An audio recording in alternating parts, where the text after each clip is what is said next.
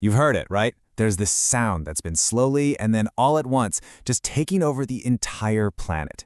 It's a beat that has totally flipped the script on global music. It's a sound called Amapiano. And let me tell you, it is so much more than just a genre. It's a whole movement, a lifestyle. And you could absolutely argue it's South Africa's biggest cultural export ever. So today, we're going to dig into how this sound went from township parties all the way to the top of the global charts. Just let that sink in for a second. That quote from Dr. Polisan Gumbaza Labea, that's not just some throwaway line. She's capturing a massive seismic shift in how a country is seen by the world. I mean, a sound that was born in the streets is now defining a nation on the global stage, right up there with the legacy of Nelson Mandela. That's the incredible scale we're talking about here. It's wild.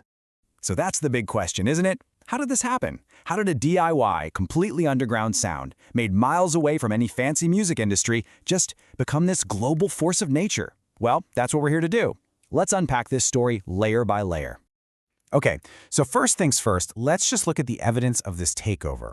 Because this isn't some niche underground thing anymore. Oh no, Amapiano is a dominant force, and it is showing up absolutely everywhere, from your TikTok feed to the biggest award shows on the planet. I mean, the invasion is coming from all sides. You've got the highest possible industry stamp of approval with Tyler winning a Grammy. You've got the ultimate cool kid validation with Uncle Waffles just owning the stage at Coachella. And then you have the part nobody can control, the pure, unstoppable power of tracks like Mneek and viral dance challenges that make the sound completely inescapable. It's a total cultural saturation.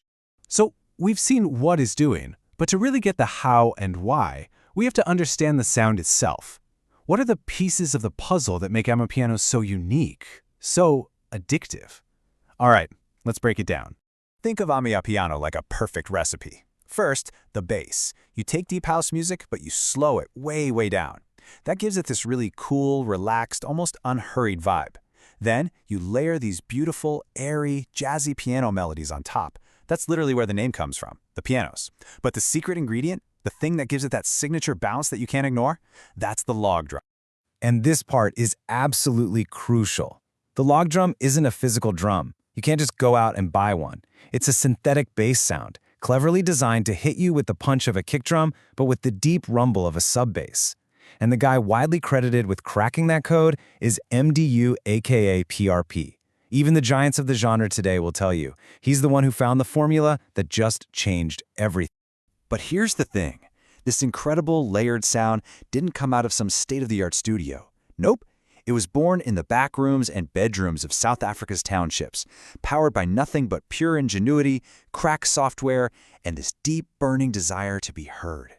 And you know, there wasn't just one single birthplace. It was more like a creative explosion happening in a few places at once. Over in Pretoria, you had this really percussive, upbeat style. Then in Joburg's East Rand, groups like MFR Souls were making a more melodic sound. They're actually the ones who are said to have coined the name Amapiano. And in another part of Joburg, Alexandra, a more soulful, underground version was bubbling up. It was a true creative melting. Okay, so you've got the sound, but how did you get it out to the people with no money, no record labels, and no radio play? Simple. They built their own system. Producers used cracked software because they couldn't afford the real deal. And they completely bypassed the old gatekeepers by using WhatsApp. Think about that. A producer makes a track, sends it to a few friends. They send it to 10 more. And boom, you have an unstoppable viral loop. This direct-to-the-people model is the key to this whole story. But to really, truly understand Amapiano, we've got to go deeper. We got to look past the beats and the business model, because this music is the literal soundtrack for a whole generation, and it carries all of the weight of their reality, their dreams, and yeah, their struggles. And we come back to this quote because it just hits the nail on the head. The music offers escape, but also reminds us from what we're trying to escape. That gets right to the heart of it. That celebratory, super luxurious vibe you feel in Amapiano, it's not just about partying for the sake of it. It's a creative answer to hardship. It's a fantasy that is deeply, deeply connected to the reality of life for young people in post-apartheid South Africa. So what you have is this powerful dual identity. On one hand, Amapiano is the voice of the Ama 2000s, a generation born into democracy, but still facing huge economic challenges. But on the other hand, the culture is all about high-end fashion, dancing, and just pure celebration. And that's not a contradiction. It's actually a form of creative resistance. When your world has limitations, choosing joy, choosing to celebrate, that becomes a political act. It's a statement. And that brings us right back to the global stage. Now that Amapiano has pretty much conquered the world, it's facing a whole new set of questions about its identity, about who owns it, and about where it goes from here. Yeah, as Amapiano travels the globe, it's at this critical fork in the road. On one side, you have the very real risk of appropriation. International artists just grabbing the sound without giving any credit or understanding its roots.